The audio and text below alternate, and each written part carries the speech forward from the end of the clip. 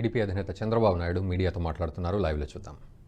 కాదు, నువ్వెంత అణిచివేస్తే వేయాలనుకుంటే అంత ఉధృతం అవుతుంది తప్ప, ఒకవేళ ఈరోజు రేపు నువ్వు కేసులు పెట్టి భయపెట్టచ్చు, కానీ రేపు వాళ్ళకంటూ ఒక రోజు వస్తుంది. ఆ రోజు మీకు ఏం చేయాలో చేసి చూపిస్తారు. అందుకే నేను చెప్తున్నా, ఒక్క ఛాన్స్ పాపం. మార్పు మొదలైంది, ప్రజలకు అర్థమైపోయింది. ఈ ఒక్క ఛాన్స్ అడిగాడు, ఇచ్చాం. ఆ పాపం ఈరోజు మనకు శాపంగా మారింది. అందుకే మనం మారాలి అనేది వచ్చింది. ఇంత నా రాజకీయ జీవితంలో 45 సంవత్సరాలుగా ఇంత వ్యతిరేకత ఉన్న ప్రభుత్వాన్ని నేను ఎప్పుడూ చూడలేదు. చాలా ప్రభుత్వాలను చూశాను, వ్యతిరేకత వస్తుంది, కానీ ఇంత వ్యతిరేకత, భయంకరమైన వ్యతిరేకత. ప్రజలు ఇప్పుడు ఎన్నికల కోసం ఎదురు చూసే పరిస్థితి. ఎప్పుడెప్పుడు ఎన్నికలు వస్తాయా, ఎప్పుడెప్పుడు నెత్తిన పెట్టుకున్న కుంపటు దొరించుకుంటాం అనే పరిస్థితికి వచ్చేసారు. ఇది చాలా ఎంత వ్యతిరేకత ఉందో అర్థమవుతుంది. ఒక రచ్చబండ దగ్గర పోయినా, టీ కోట దగ్గర కూర్చున్నా, ఒక పొలం గట్టు పోయినా, ఒక రోడ్డు మీద పోయినా, ఒక అపార్ట్మెంట్లో వచ్చినా, ఒక రైల్లో ఎక్కినా, బస్సులో ఎక్కినా, ఎక్కడ చూసినా ఒకే చర్చ. 20 ఏళ్ళు నష్టపోయామని కొంతమంది, 30 ఏళ్ళు నష్టపోయామని కొంతమంది. మొత్తం ప్రజలంతా కూడా చాలా భయంకరంగా ఈ ప్రభుత్వానికి శాపనార్థాలు పెట్టే పరిస్థితి వచ్చింది. బూతులతో తిట్టే పరిస్థితికి వచ్చారు. దీనికి కారణం 5 ఏళ్లలో ఇష్టానుసారంగా పన్నులు పెంచడం, అసలు పరిపాలన అంటూ లేకుండా పోవడం. ఏ ప్రభుత్వం అయినా జనరల్గా మనం చూస్తే జీవన ప్రమాణాలు కొలమానం. ఒక పరిపాలన ఇచ్చిన వ్యక్తి, నేను కానీ ఎవరైనా సరే, at the end of the day చూసుకోవాల్సింది, మన పాలసీల వల్ల ప్రజల జీవితంలో మార్పు వచ్చిందా లేదా, వాళ్ళ జీవన ప్రమాణాలు పెరిగాయా లేదా, వాళ్ళకి ఆదాయం పెరిగిందా, అప్పులు పెరిగాయా, లేకుంటే ఖర్చులు ఎక్కువైనాయా, ఆదాయం తగ్గిందా, లేకుంటే ఆదాయం పెరిగినా దానికంటే 2 3 ఖర్చులు అయితే ఇంకా అప్పుల పాలైపోతారు. అదే జరిగింది. ఏ వ్యక్తిని మీరు మాట్లాడించినా ఈ రాష్ట్రంలో, ఒక్కరు కాదు, ఒక కాంట్రాక్టర్ అనేవాడిని మనం చూస్తే చాలా అసూయగా ఉంటాం. తెల్ల బట్టలు వేసుకుని తిరుగుతూ ఉంటాడు, వీడంతా డబ్బులు సంపాదిస్తాను. ఇప్పుడు వాడు 30 ఏళ్ళుగా సంపాదించిన ఆస్తి ఎన్పిఏకి వెళ్ళిపోయింది. వాడు బిల్స్ ఇవ్వకుండా వాడు అయిపోయాడు. పాత రోజులు వాళ్ళ తాత ముత్తాత సంపాదించిన ఆస్తులు కూడా తాకట్టు పెట్టే పరిస్థితికి వచ్చేసారు వాళ్ళందరూ. ఒక విద్యా వ్యవస్థ, ఏదో వ్యాపారం చేసుకుందామని ఒక చిన్న స్కూల్ పెట్టుకుంటే వాడి పని అయిపోయింది. తెచ్చిన అప్పుకు వడ్డీ కట్టలేకుండా వాళ్ళు కూడా దెబ్బతిన్నారు. బాగా చదువుకుంటే ఉద్యోగం వస్తుందనుకుంటే ఈరోజు ఎవ్వడికి ఉద్యోగం లేదు. నెంబర్ 1, 24% నిరుద్యోగంతో ఏపీ నెంబర్ 1. వీళ్ళు మాట్లాడుతున్నారు అన్నింటిలో మేము ఏపీ నెంబర్ 1. ఏం నెంబర్ 1? మీరు ఇంటట్లో నెంబర్ 1లో. ఈరోజు చదువు మీద నిరాసక్తత వచ్చింది. నా జీవితంలో ఎప్పుడు నేను చూడలే ఇంతమంది పిల్లలు అన్రెస్ట్. నేను మొన్న తెనాలికి వస్తే కాలేజీలు రోడ్డు మీదకి వచ్చేసారు పిల్లలు. చూసిన తర్వాత వాళ్ళ ఎనర్జీ కానీ, వాళ్ళు ఒక ఉక్రోషం. అక్కడి నుంచి నేను బాపట్లో ఒక మ్యారేజ్ అయిపోతే 11:30 పోతే, ఆ గర్ల్స్ అయితే మొత్తం మిడ్నైట్ 11:30కి విపరీతంగా వచ్చారు. నిన్న నేను చెన్నైకి పోతే సవేత కాలేజ్ వస్తూ ఉంటే, ఆ కాలేజీ పక్కన నేను పోతున్నాను కూడా నాకు కూడా తెలియదు. ఇక్కడ టకామని చూస్తే కొన్ని వేల మంది అరుస్తున్నారు. మావాడు వెళ్ళిపోతున్నాడు. నిలిపాయంటే నిలిపాడు. నిలిపితే ఇక్కడెక్కడ ఉండాలంటే ఇక్కడ కాలేజ్ ఉంది సార్, ఇక్కడ మేము చదువుకుంటున్నామని. వాళ్ళకు కూడా ఒక అశాంతి. అంటే యూత్లో ఇంతవరకు ఇంత అభద్రతాభావం, ఇంత నిరాశ, ప్రభుత్వం పైన ఇంత వ్యతిరేకత నేను ఎప్పుడు చూడలేదు. కొద్దిగా అటు ఇటు ఉంటుంది కానీ ఇంత వ్యతిరేకత లేదు. దానికి కారణం వీళ్ళు చేసిన పని. ఆ రోజు నెంబర్ 1 మనం ఈజ్ ఆఫ్ డూయింగ్ బిజినెస్, ఎంప్లాయ్మెంట్లో నెంబర్ 1, ఎడ్యుకేషన్ నెంబర్ 1. ఆ రోజు చేసిన పనులు ఈరోజు ప్రపంచం అంతా తెలుగు జాతి నెంబర్ 1గా ఉందంటే ఆ రోజు చేసిన ఫౌండేషన్. ఈరోజు ఎక్కడికక్కడ మనం చూస్తూ ఉంటే అన్నిట్లో దిగజారిపోయే పరిస్థితి వచ్చింది. అందుకే ఈయనకు జగన్ మామూలుగా లెక్కలు తారుమారైపోయినాయి. 175 సీట్లు గెలిచిపోతామని సంకలెగరేశాడు. ఇప్పుడు దిగజారిపోయాడు. ఓటమి భయం పుట్టుకునింది తాడేపల్లి ప్యాలెస్లో. దానికోసం ఇప్పుడు 11 మంది ఇన్ఛార్జ్ ఒకటేసారి మార్చేశాడు. అంటే నాకైతే అర్థం కాల. 45 ఏళ్ళు నేను రాజకీయాల్లో ఉన్నాను, కానీ ఎమ్మెల్యేలకు మంత్రులకు ట్రాన్స్ఫర్లు ఉంటాయని నాకు తెలియదు ఇంతవరకు. వాళ్ళు ఎన్నుకుంటారు ఆ నియోజకవర్గంలో, వాళ్ళకి మీరు సీట్ ఇస్తారు. అక్కడ దోపిడీ చేసేసి అక్కడ అన్పాపులర్ అయిపోయి ప్రజలు ఎప్పుడెప్పుడు ఈయన వదిలించుకోవాలంటే ఆ పాపాన్ని ఇంకొక నియోజకవర్గానికి అంటగడతాడంట. ఇక్కడ చెల్లని కాసు అక్కడ చెల్లుతుంది. అంటే ఎంత బ్రహ్మాండి వీళ్ళకు. ఎక్కడికి పోతున్నారు మీరు? 4.5 సంవత్సరాలుగా 5 సంవత్సరాలుగా మీ ఎమ్మెల్యేలు ఆంబోతుల మారిగా రోడ్డు మీద పడి ఎక్కడికక్కడ భయభ్రాంతులను చేశారు మీ వాళ్ళందరూ. మామూలు కూడా కాదు. ఆడపిల్లలకు రక్షణ లేకుండా పోయింది, ప్రజానీకం యొక్క ఆస్తులకు రక్షణ లేకుండా పోయింది. మీకు ఏ దొరికితే చేశారు.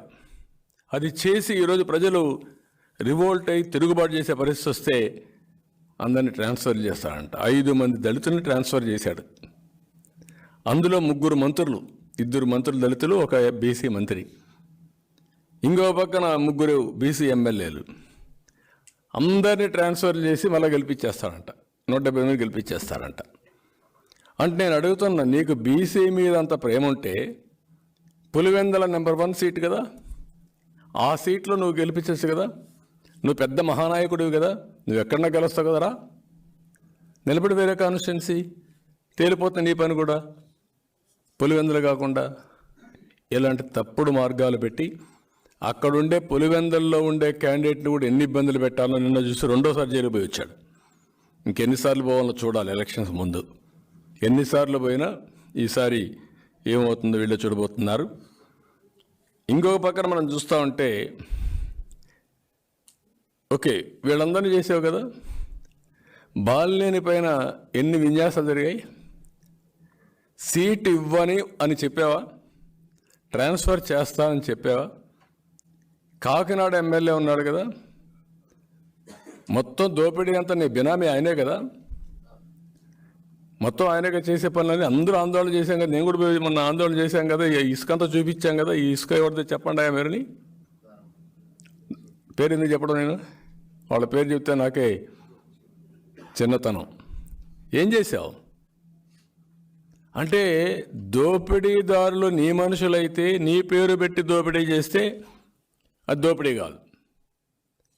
ఏదో ఎస్సీలు వీళ్ళంతా ఉంటే అమాయకులు కాబట్టి వాళ్ళ సీట్లు తీసేస్తావు, ఇప్పుడు బయట పంపించేస్తావు. ఇంకొక పక్కన మీరు చూస్తే ఇన్ని చెప్పావు. 100 కోట్ల రూపాయలు ఫైన్ వేశారు పొంగునూరు ఎమ్మెల్యే, నీ మంత్రి. ఎవరేసారు? ట్రిబ్యునల్లో, ఎన్జిటీలో చాలా స్పష్టంగా జడ్జిమెంట్ ఇచ్చారు. 100 కోట్ల రూపాయలు ఫైన్ వేశారు. వీళ్ళు సుప్రీంకోర్టు పోతే 50 కోట్ల రూపాయలు కట్టమంటే కట్టారు. ఎవరి డబ్బులు అది? రాష్ట్ర ఎక్స్చెక్కర్ నుంచి కట్టారు, ప్రజలు కట్టే పన్నుల నుంచి కట్టారు. ఎందుకు మార్చలా? మార్చే ధైర్యం ఉందా మీకు? మార్చరు. అంటే పేదవాళ్ళు చూస్తే లెక్కలేనితనం. అందుకని ఇవన్నీ చూసినప్పుడు నేను అంటున్నా ఒకటే గుర్తుపెట్టుకోవాలి, 150 మందిని మార్చినా నువ్వు గెలవు. గుర్తుపెట్టుకో. నువ్వు చెప్పుకోవచ్చు, డబ్బులు ఇచ్చి సర్వేలు చేసి చేసుకోవచ్చు, ఎగరచ్చు. ఈ రోజుటికి ప్రజల్లో చాలా వ్యతిరేకత ఉంది. ఇప్పుడిప్పుడు బయటపడుతున్నారు. జనవరిలో మీరు చూస్తారు, ఫిబ్రవరి మార్చిలో మీరు చూడండి. నోటిఫికేషన్ వచ్చిన తర్వాత మీరు చూడబోతున్నారు. అడ్రస్ కూడా, ఒక్కొక్కరు అడ్రస్ కూడా ఉండరు. వీళ్ళ యొక్క డిపాజిట్ గల్లంతయ్యే పరిస్థితి వస్తుంది. ఎప్పుడు కూడా ప్రజల్ని ఇంత టేక్ ఇట్ ఫర్ గ్రాంటెడ్ తీసుకోవడం చాలా దుర్మార్గం. ఇది నీచం. నీకు ఒక బాధ్యత అప్పచెప్పారు. ప్రభుత్వం అనేది ఒక ట్రస్టీగా వ్యవహరించాలి. ప్రభుత్వం అనేది ఒక పవిత్రంగా భావించాలి. ఎప్పుడు కూడా ప్రభుత్వ పాలసీల వల్ల ప్రజలకు మేలు జరగాలి. అందుకే నేను మొన్న కూడా చెప్పాను, నేనున్నప్పుడు చాలా నిర్ణయాలు చేశాం. ప్రభుత్వ విధానాలు. దానివల్ల అందరూ బాగుపడ్డారు. ఈరోజు ఇతను వచ్చిన తర్వాత ఈయన చేసిన పాపాలన్నీ అందరికీ శాపాలుగా మారాయి.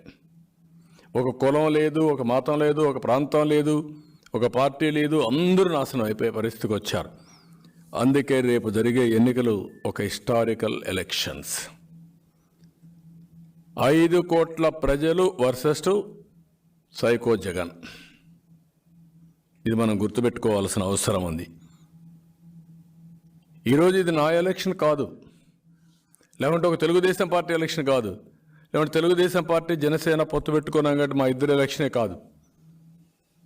ప్రతి ఒక్కరి భవిష్యత్తు, రాష్ట్ర భవిష్యత్తు, భావితరాల భవిష్యత్తు కూడా ఈ ఎన్నికలపైన ఆధారపడింది. ఆ విషయం గుర్తుపెట్టుకోవాలి. ఏదో విన్యాసాలేసి నాటకాలేసి ఏదో మేము మార్చేసాం, ఇక్కడ చేసిన పాపాలన్నీ తెలివి కాబట్టి పక్కనే వేస్తే ఇక్కడికి అషాప్ అయిపోతాయి అనుకుంటే తప్పది. ఇది కరెక్ట్ కాదు. అందుకే నేను కూడా క్లియర్గా ప్రజలను కూడా కోరుతున్నా, అన్నీ వాచ్ చేయండి. వాచ్ చేస్తున్నారు మీరు. సరైన సమయంలో ఏ నిర్ణయం చేయాలో మీరు చేస్తారు. నేను కూడా మీ అందరి సహకారం కోరుతున్నా. ఎన్ని వేల మంది పైన కేసులు పెట్టారో మీరు చూశారు, ఎన్ని వేల మంది జైళ్ళకు పోయారో మీరు చూశారు.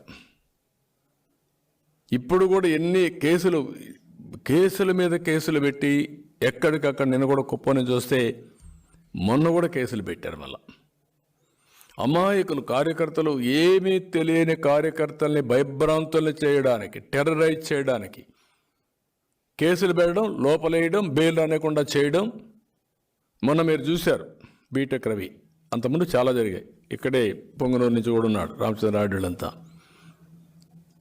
అతన్ని జైల్లో ఏం జరిగిందండి? అది లోకేష్ ప్రోగ్రాం పెట్టారు, వాళ్ళు అక్కడికి వెళ్ళినప్పుడు పోలీసులు మీరు లోపలికి పోవద్దన్నారు. ఏమయ్యా మా లీడర్ వచ్చాడు, అడిగి పోతే మీకేంటని అడిగి వెళ్ళాడు. వెళితే ఏం చేశారు? మళ్ళీ సరే ఓకే అన్నారు, వదిలేశారు. కేసు పెట్టారు. కేసు పెడితే వాడు ఎస్ఐ అనే వ్యక్తి కొట్టినట్టు ఒక ఇది పెట్టాడు. ట్రీట్మెంట్ తీసుకున్న డాక్టర్ ఆ రోజు డ్యూటీలో లేడు. డ్యూటీలో లేనటువంటి డాక్టర్ సర్టిఫికెట్ ఇచ్చాడు. దెబ్బ తగిలిన వాడికి దెబ్బ తగిలింది కాబట్టి ఏం జైలుకు పోవాలా? అటు దిశండి.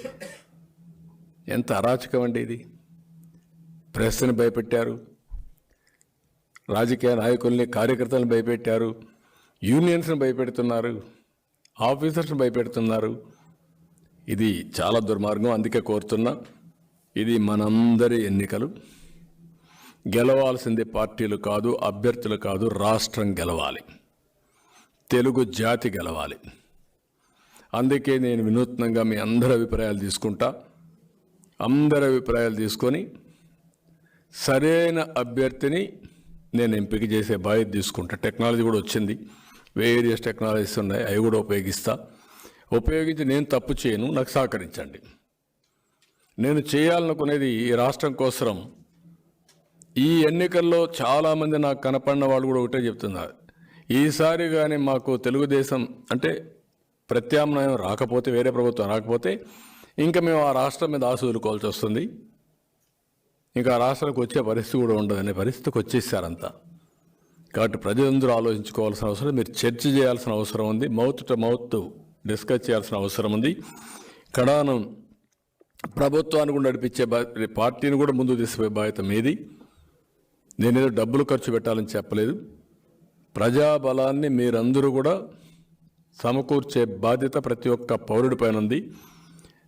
ఈ రాష్ట్రంలో పుట్టిన ప్రతి ఒక్క వ్యక్తి, నువ్వు ఏ ఊరిలో ఉన్నా ప్రపంచంలో, ఈ జన్మభూమి రుణం తెచ్చుకోవడానికి ఒకప్పుడు నేను పిలిపించాను. జన్మభూమి పిలుస్తుంది, రా కదిలి రా అని జన్మభూమి కార్యక్రమాన్ని చేపట్టాం. ఇప్పుడు నేను మళ్ళా మిమ్మల్ని కోరుతున్నా, ఎక్కడున్నా మీరందరూ కూడా సంఘీభావాన్ని తెలియచేయాలి, సహకరించాలి, మీరందరూ కూడా పనిచేయాలి. నేను కూడా పార్టీ 42 సంవత్సరాల పార్టీ, అభ్యర్థులందరూ ఉన్నారు, ఇంక్లూడింగ్ కుప్పంలో కూడా ప్రజాభిప్రాయ సేకరణ చేస్తా. ఐవీఆర్ఎస్ ద్వారా. అది చేస్తాను, వేరియస్ సోర్సెస్ చేస్తాను. నేను ఎక్కడ తప్పు చేయకుండా వీలైనంత వరకు ప్రజల ఆమోదం. వాళ్ళ క్యాండిడేట్ని చూసి తాడేపల్లి ఆమోదం, మా క్యాండిడేట్ ప్రజా ఆమోదం. రేపు జరగబోయే సైకో జగన్కి, రాష్ట్ర ప్రజలకి మళ్ళీ అందరం కలిసి పోరాడి ఈ రాష్ట్ర భవిష్యత్తును కాపాడుకుందాం. దానికి మీరందరూ ముందుకు రావాల్సిందిగా మరొక్కసారి కోరుతూ, ఈ నూతన విధానం కూడా నేను ఎవరికి చెప్పను, ఎక్కువ విండో కూడా ఇవ్వను. నాకు తప్ప ఆ ఇన్ఫర్మేషన్ ఎక్కడ ఉండదు. ఆ ఇన్ఫర్మేషన్ అనేది ఇక్కడ పెడితే లేనిపోయిన అపోహలు వస్తాయి. అవన్నీ పెట్టుకొని ఎవరెవరిని ఏ విధంగా రైట్ ప్లేస్లో పెట్టాలో పెడుతూనే అందరిని కన్విన్స్ చేసి రాబోయే ఎన్నికల్లో ఒకటే మళ్ళీ కొడతాను, మా పార్టీ వాళ్ళకి కానీ బయట వాళ్ళకి కానీ, ఈ ఎన్నికలు మాత్రం చాలా హిస్టారికల్ ఎన్నికలుగా మిగిలిపోతాయి. అది గుర్తుపెట్టుకోవాలి. అవసరమైతే ప్రతి ఒక్కరూ ఈ రాష్ట్రం కోసం త్యాగం చేయాలి. రాజకీయ నాయకులే కాకుండా, రాజకీయ కార్యకర్తలే కాకుండా ప్రజలు కూడా త్యాగం చేసే పరిస్థితికి రావాలి. అప్రమత్తంగా ఉండాలి, ఉండి రాష్ట్రాన్ని కాపాడుకోవాలి.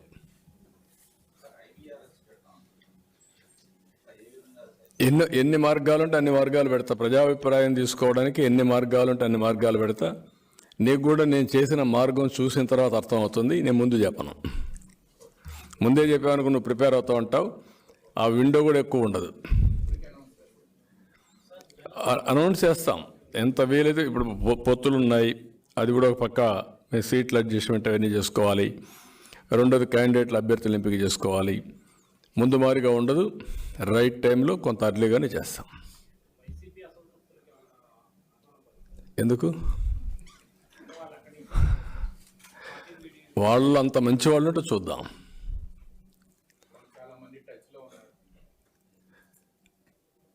మునిగిపోయే పడవని దూకేయాలనుకుంటారు కదా, అది తప్పే ఉంది. చిల్లు పడింది, నీళ్ళన్నీ వస్తున్నాయి, ఇంక it is matter of time, అది మునిగిపోతుంది. అందరికీ తెలుసు ఆ పడవ మునిగిపోతుందని. ఈసారి మునిగిపోతే శాశ్వతంగా మునిగిపోతుంది. ఆ పార్టీకి ఒక చరిత్ర లేదు, ఒక పద్ధతి లేని పార్టీ, పునాదులు లేని పార్టీ, పునాదులు లేకుండా కూలిపోతుంది. ఆ విషయం మీరు గుర్తుపెట్టుకోవాలి. ఇలాంటి అరాచకాలు చేసిన తర్వాత ప్రజలు ఎవరు దాన్ని క్షమించరు, లేకుంటే సహకరించరు. ఈ వీడియో మీకు నచ్చినట్టయితే లైక్ చేయండి, 10 మందికి షేర్ చేయండి. అలాగే కామెంట్ల రూపంలో మీ అభిప్రాయాలను మాతో పంచుకోండి. Nationalist hub group of channels ను సబ్స్క్రైబ్ చేసుకుని తెలుగునాట జాతీయవాద జర్నలిజాన్ని ప్రోత్సహించండి. ఈ వీడియో కింద ఉన్న బెల్ ఐకాన్ పై క్లిక్ చేయడం మర్చిపోవద్దు.